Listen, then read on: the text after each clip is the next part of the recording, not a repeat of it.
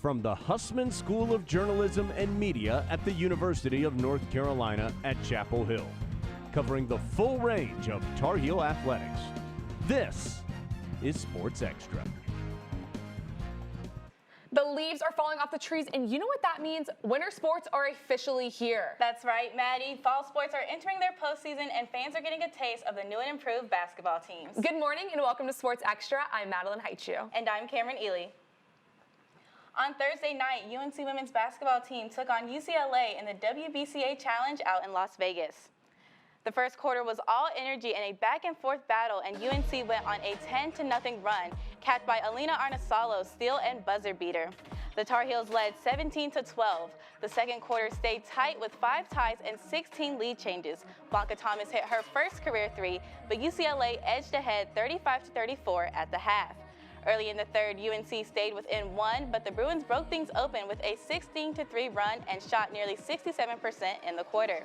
UCLA pulled away in the fourth, and the Tar Heels fell 78-60. And on Saturday, women's basketball will take on Fairfield to cap off its Las Vegas doubleheader. Fairfield forward Megan Anderson ranks at the top of the NCAA in points per game at 32.5. Anderson notched a 6 of 10 three-pointers in a 28-point win against Lehigh. But the Tar Heels hope to combat this offensive attack with their aggressive defense after exploding for 19 steals against Elon.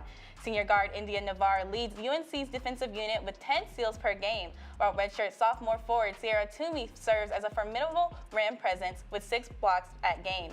Tip-off is at 6 p.m. They say what happens in Vegas stays in Vegas. Here's our women's basketball analyst Jason Pattison to tell us about why the Heels hope that's true.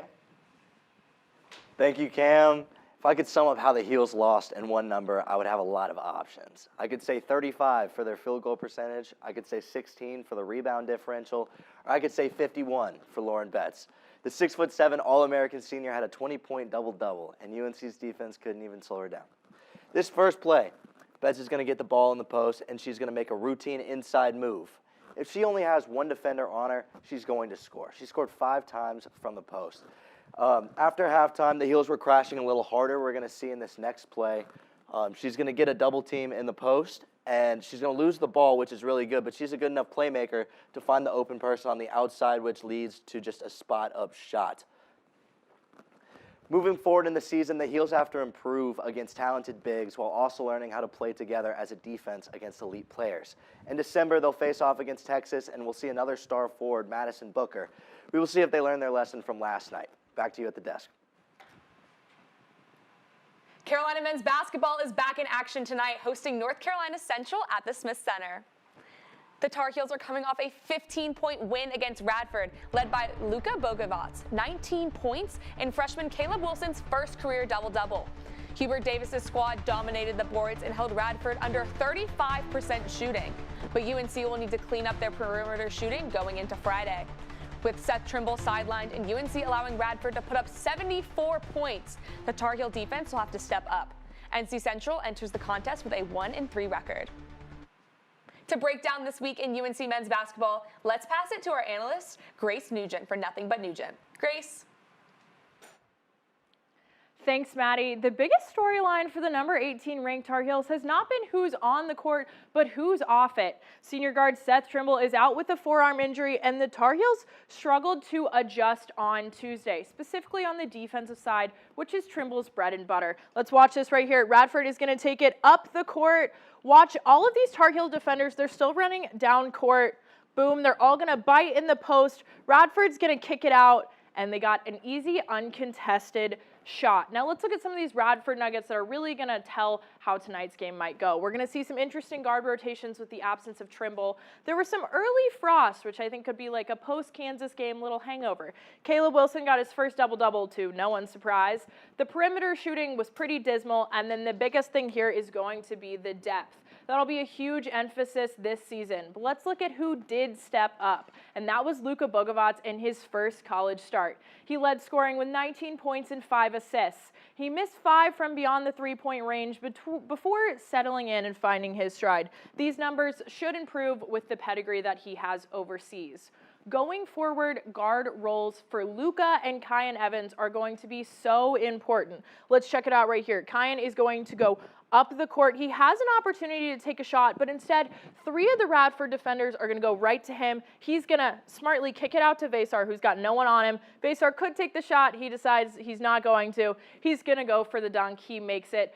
That type of play works. The Luka shooting a little bit more, Kyan shooting less, handling a little bit like a quarterback. This will also give some of the younger guys a chance to step up. This mid-major NCCU team coming tonight is the perfect time for UNC to figure out roles where the reserves fit in before the Thanksgiving tournament in Florida and Kentucky in early December.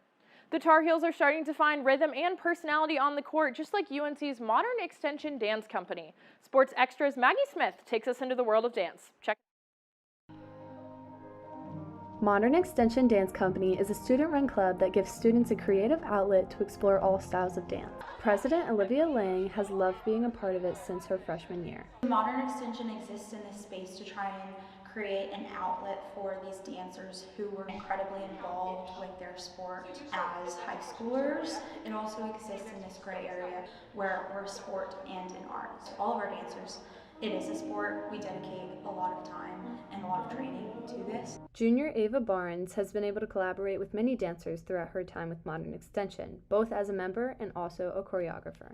Getting to collaborate with different company members is such a beautiful thing. You get to see a mosaic of different dance styles and different ways of being raised in dance all come into one piece. For their upcoming showcase tomorrow, Ava was given the opportunity to choreograph their final number, one that has deep meaning throughout the group. So the piece is called When We're Older. This song is kind of about when we're older, like I will choose you now, I will choose you in the future. But I think as dancers, throughout time, the way that we get to keep choosing each other in rehearsal, getting to choose to come back to the same club. MX has brought the members moments they'll never forget. It's made my entire Carolina experience. I went from signing on to coming to Carolina thinking, if I choose to come to this school, I'm signing away my dance career. I think having this space and coming to rehearsals every day, I don't think I've had a single more impactful experience than being a part of this company while I've been in college. I'm Maggie Smith reporting.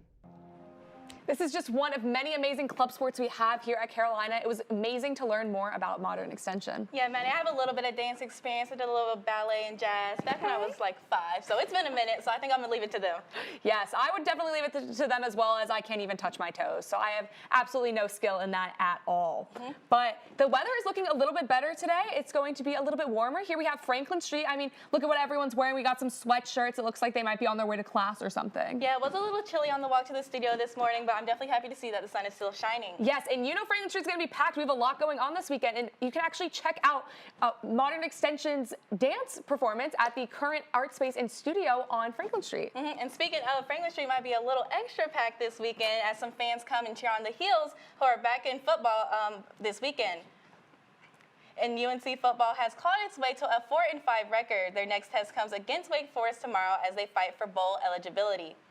Expect a strong and defensive play from both sides. Carolina made a season-high 9 sacks against Stanford, and Kamori House recorded a career-high 13 tackles, winning ACC Linebacker of the Week honors. Wake Forest's defense created crucial fumbles in their upset against a ranked Virginia team. However, both teams have struggled on the offense. UNC gained only 47 yards in the first half versus Stanford, and the Deacons' offense completed only 9 passes and never found the end zone against Virginia.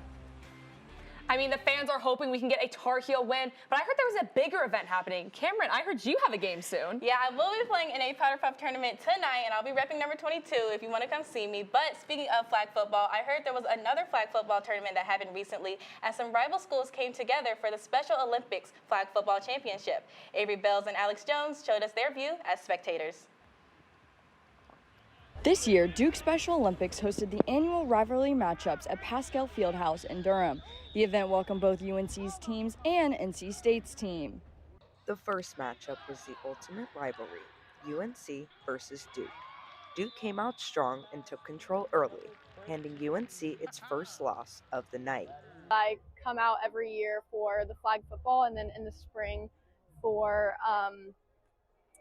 kickball, and I just really love it. Next up, the Tar Heels played NC State, where they found their footing and made the score even in the first half. UNC couldn't keep up and ended up dropping its second game of the night.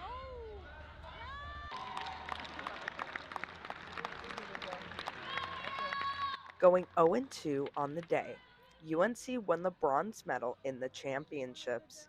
They still left the building with smiles on their faces and laughter among them. It's good to see the community come out for special occasions like this, and even like, small stuff like the cheerleaders or just like other players potentially coming here. In the spring, the rivals will meet again for a kickball championship, and UNC hopes to claim the gold medal. I'm Avery Bales. And I'm Alex Jones. Reporting.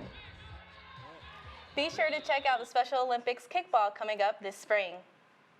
Former Tar Heel superstar Drake May wowed Foxborough again with an impressive win against the Jets Thursday night. May led the Patriots in their 8th straight win, completing 25 of 34 passes for 281 yards and a touchdown with 0 interceptions. The Patriots are now tied for the league's longest winning streak. May is definitely a favorite in the MVP conversation with a 71.8% pass completion rate and 20 touchdowns. And in less than half an hour, the Tar Heels field hockey team will face off against St. Joseph University in round 1 of the NCAA tournament. The game is right here in Chapel Hill at Karen Shelton Stadium. With a current 19-1 overall record and an undefeated record at home, Carolina is going to be a team to watch, especially on home turf. Senior forward Riley Heck has been an offensive game changer for the team with 17 goals so far this season. Alongside Heck, senior midfielder Danny Mendez is just as tough as a competitor. Mendez was named MVP of the conference tournament. As the #1 seed, the Tar Heels are entering the postseason hoping to claim their 12th NCAA national championship.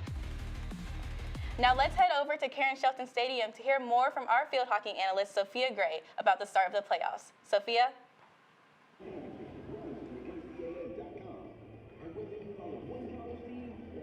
I'm here live at Karen Shelton Stadium where UNC Field Hockey is going to begin their NCAA tournament run. Now they're coming in hot off a 4-1 victory in the ACC Championship. Danny Mendez won Most Valuable Player. They're looking to bring that momentum into today's matchup.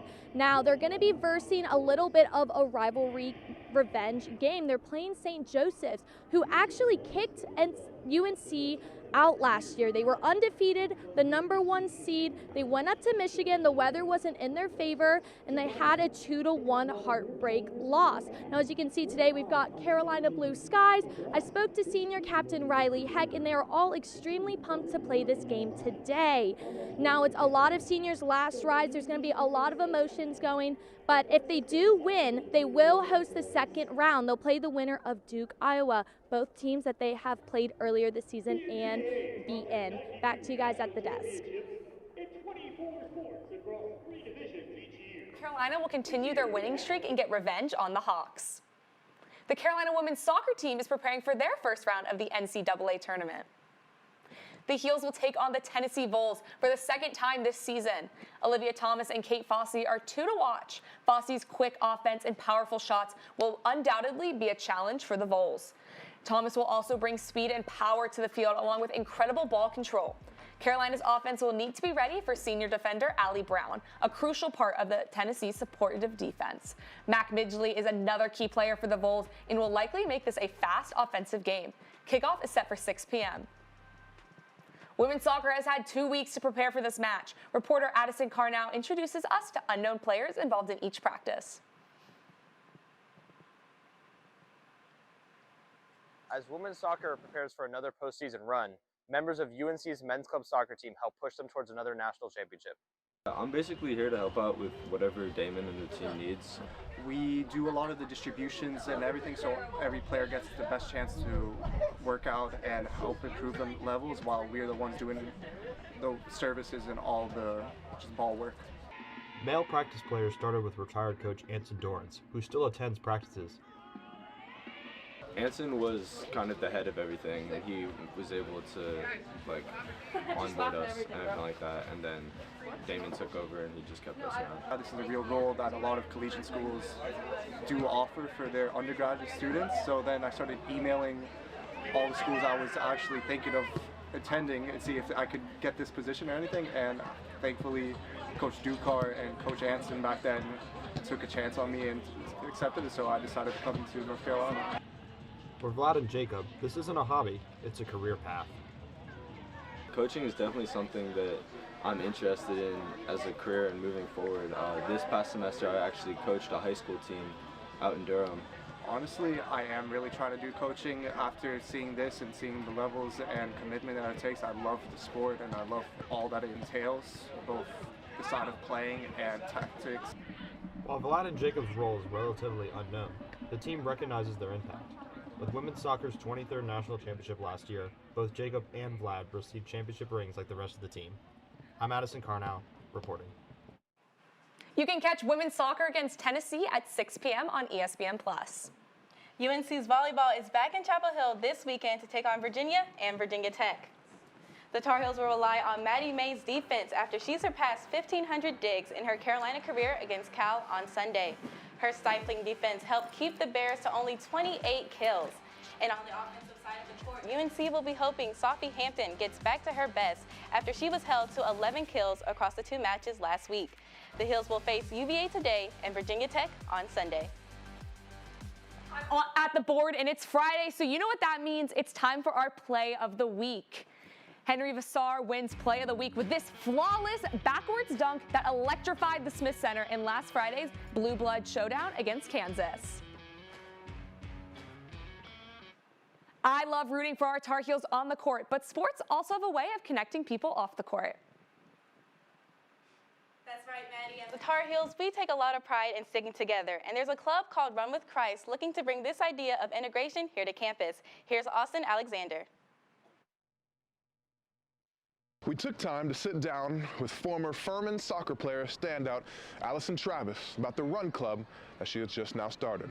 I'm a former student athlete and junior here at UNC Chapel Hill, and I'm one of the founders of Run with Christ Chapel Hill.